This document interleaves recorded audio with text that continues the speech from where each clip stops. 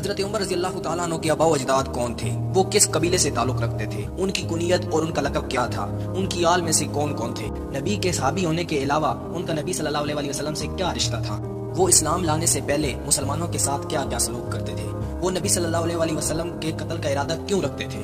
آج ہم خلیفہ دوم حضرت عمر رضی اللہ تعالیٰ عنہ کے اسلام لانے سے پہلے والی جو زندگی تھی اس پہ بات کریں گے۔ آپ رضی اللہ تعالیٰ عنہ کے آباء و اجداد کو سمجھنے کے لیے ہمیں سب سے پہلے کعب بن لؤی پہ آنا پڑے گا، جو عرب کا ایک بہت بڑا سردار تھا اور اس کی نسل سے آگے قریش کے 5 قبیلے نکلے۔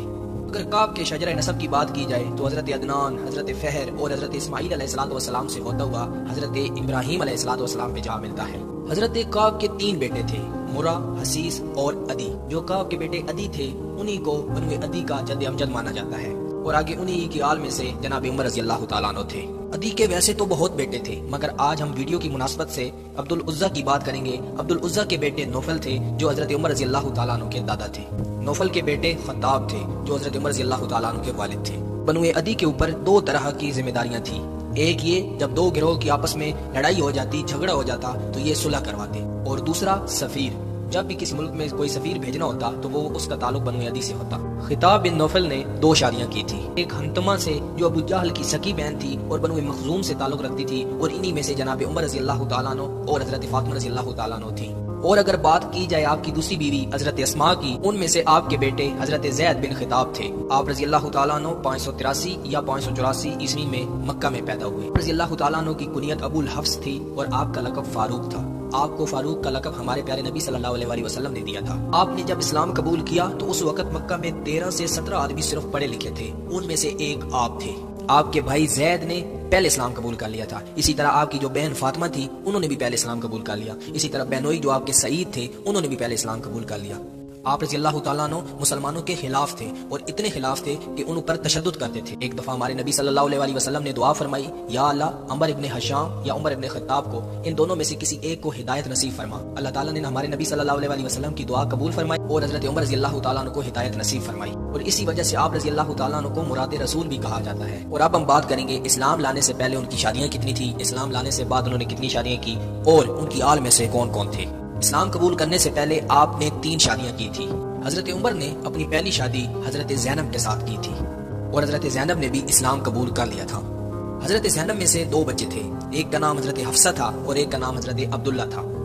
حضرت حفصہ جو میرے نبی صلی اللہ علیہ وسلم کی بیوی بنی، اور آپ کی کنیت جو ہے ابو الحفص اسی حضرت حفصہ رضی اللہ تعالیٰ عنہ کی وجہ سے تھی۔ اور اسی طرح اگر آپ کے بیٹے عبداللہ کی بات کی جائے تو ان سے تقریباً 2630 احادیث مبارکہ روایت کی گئی ہے۔ آپ کی دوسری بیوی جس کا نام ملائکہ تھا، ملائکہ میں سے ایک آپ کا بیٹا تھا جس کو تاریخ حضرت عبید اللہ رضی اللہ تعالیٰ عنہ کے نام سے جانتی ہے۔ آپ کی بیوی ملائکہ نے اسلام قبول نہیں کیا تھا۔ اسی طرح آپ رضی اللہ تعالیٰ عنہ کی تیسری بیوی جس کا نام قریبہ تھا، اور قریبہ میں سے آپ رضی اللہ تعالیٰ عنہ کی کوئی اولاد نہ تھی۔ صلح حدیبیہ کے بعد جب مسلمانوں کو مشرکین کے ساتھ نکاح کرنے سے منع کر دیا تھا تو آپ رضی اللہ تعالیٰ عنہ کی 2 بیویاں ملائکہ اور قریبہ نے اسلام قبول نہیں کیا تھا، جس کی وجہ سے آپ رضی اللہ تعالیٰ عنہ نے ان دونوں کو طلاق دے دی تھی۔